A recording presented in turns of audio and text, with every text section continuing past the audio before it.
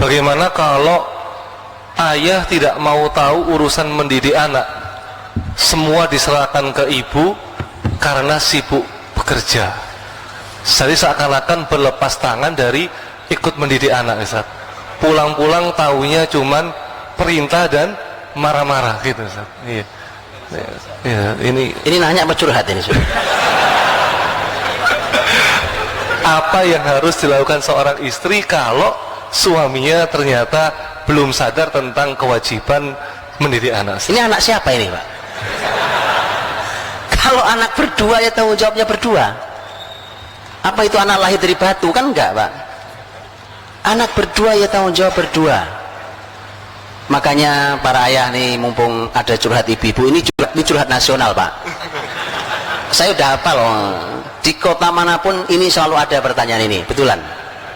Di kota manapun, maka mumpung saya kumpulkan para ayah, siapa tahu yang nanya istri Anda ini, atau siapapun lah, siapapun, bahkan yang tidak bertanya, karena saya tahu ibu ini mewakili banyak ibu-ibu yang lain. Betul ibu ya? Ibu-ibu senang banget itu. Begini bapak-bapak para ayah, Imam Ibnu Qayyim rahimahullah ta'ala menyampaikan bahwa kalau anak itu rusak penyebabnya ayah. Penyebabnya ayah. Karena tadi Bapak Ibu, ayah itu punya qawamah, kepemimpinan. Dan pemimpin itu kalau ngerusak, daya rusaknya luar biasa, betul gak? Pemimpin nih, kalau dia membuat kerusakan, itu kerusakannya massal dibandingkan yang berbuat rusak cuma orang kampung. Bisa ya? Karena kepemimpinan di rumah itu ada di suami. Kalau suami berbuat kerusakan itu ngebom massal, Pak. Walaupun cuma sesaat dia melakukannya, tanpa dia sadari tadi.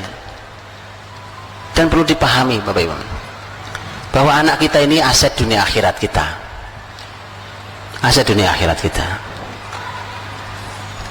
Tanggung jawab seorang ayah, selain amal mulia ayah mencari nafkah, para ayah harus paham bahwa mencari nafkah itu hanya sebagian tugas ayah.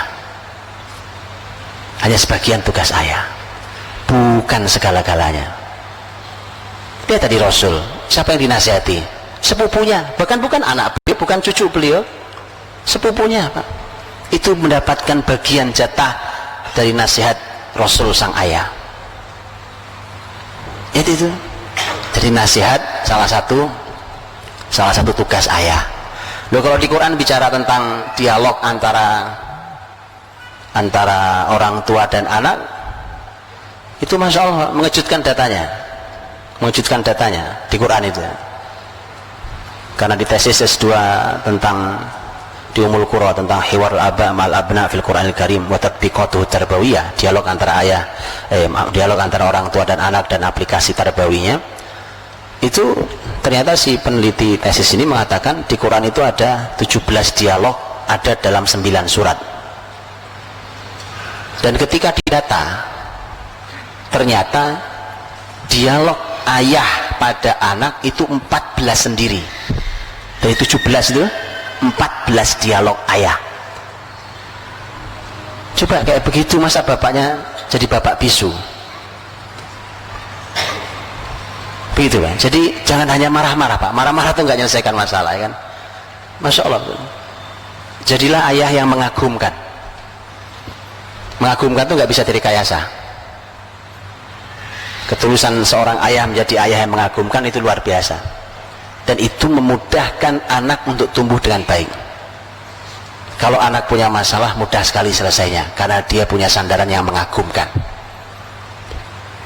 Maka para ayah ini, saya juga ayah dari anak-anak saya, maka begitu. Laki-laki memang punya tugas luar biasa sih. Kayak saya sekarang nih, Pak, kan?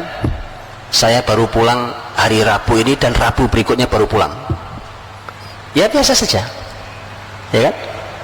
Tapi tadi ayah punya peran yang tidak boleh dilepaskan, bahkan di negeri jauh sekalipun. Dan Quran memberikan contoh itu. Jadi tidak benar kalau seorang ayah hanya tugasnya nyari nafkah, kemudian setelah itu tahu beres, udah aku udah nyari duit yang banyak, setelah itu urusan kamu. Tidak benar. Karena ternyata Quran saja ketika bicara dialog orang tua dan anak, justru banyakkan dipotret dialog ayah dengan anaknya. Wallahu a'lam bishawab.